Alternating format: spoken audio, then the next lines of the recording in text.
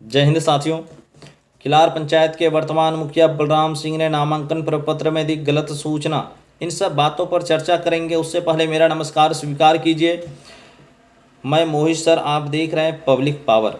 सबसे पहले मामला क्या है उसे समझिए। दैनिक भास्कर के अनुसार जम्मू जिला के लक्ष्मीपुर प्रखंड के खिलार पंचायत का मामला है। मुखिया बलराम सिंह ने अपने ऊपर दर्ज आपराधिक मामले की कोई जानकारी नहीं दी, एक झूठा शपथ पत्र देकर तथ्य को छुपाने का काम किया। ऐसा मैं नहीं कह रहा हूँ, ये दैनिक भास्कर का रिपोर्ट है। अब पूरी बात को ध्यान से सुनिए।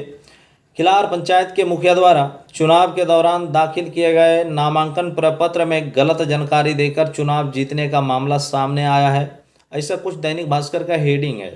वो गलत जानकारी क्या है अब मैं आपको समझाता हूँ। दरअसल बीते वर्ष 2021 के त्रिस्तरीय पंचायत चुनाव में मुखिया प्रत्याशी बलराम सिंह जी के द्वारा भरे गए नामांकन प्रपत्र में गलत जानकारी दी गई थी, लेकिन उक्त प्रपत्र में मुखिया बलराम सिंह ने अपने ऊपर दर्ज आपराधिक मामले की कोई जानकारी नहीं दी। इस संबंध में एक झूठा शपथ पत्र देकर तथ्य को छुपाने का काम किया गया, ऐसा आरोप है। आखिर इसका खुलासा कैसे हुआ और इतने दिनों के बाद इन सभी बातों को भी हम लोग समझेंगे, है ना। आखिर प्रशासन कहाँ थी? इतने दिनों के बाद प्रशासन को यह बात पता चली कि ये झूठा है आखिर, तो इसके पीछे का कुछ वजह होगा, तो उस वजह को भी आप जानिए। आखिर इस मामले का खुलासा कैसे हुआ?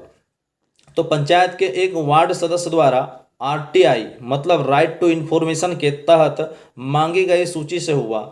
इस संबंध में आरटीआई कार्यकर्ता सह वार्ड सदस्य ने प्रखंड निर्वाचित पदाधिकारी को एक लिखित आवेदन देकर उक्त मुखिया के निर्वाचन को रद्द करने की मांग की है। ये सबसे बड़ी बात है।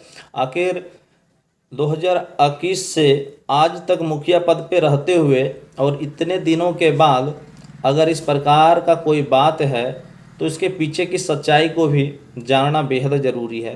तो वो सच्चाई भी धीरे धीरे आपके सामने आएगा और जैसे ही सामने आएगा हम आपको ज़रूर बताएंगे। आखिर कौन सा आपराधिक मुकदमा को छुपाया गया, ये भी सबसे बड़ा सवाल है मुखिया जी के द्वारा, और वह मुकदमा किस प्रकार का आपराधिक मुकदमा है। इन सभी बातों को हम लोग जानने का प्रयास करेंगे और वो आप तक पहुंचाने का भी हम लोग प्रयास करेंगे। इन सभी बातों पर चर्चा करेंगे अगले वीडियो में, और वो भी बताएंगे वार्ड सदस्य का नाम क्या है, और साथ में यह भी बताएंगे आपको कि आपराधिक मुकदमा के बारे में मुखिया जी बलराम सिंह जी ने क्या कुछ कहा, है ना। इन सभी बातों पर हम लोग अगले वीडियो में चर्चा करेंगे। आखिर वो आपराधिक मुकदमा किस प्रकार का आपराधिक मुकदमा था, और आखिर आपराधिक मुकदमा था तो इतने दिनों तक प्रशासन कहाँ सोई हुई थी। इन सभी बातों पर हम लोग चर्चा करेंगे और ये एक सबसे बड़ा सवाल भी है। तो देखते हैं फिलहाल आगे क्या होता है।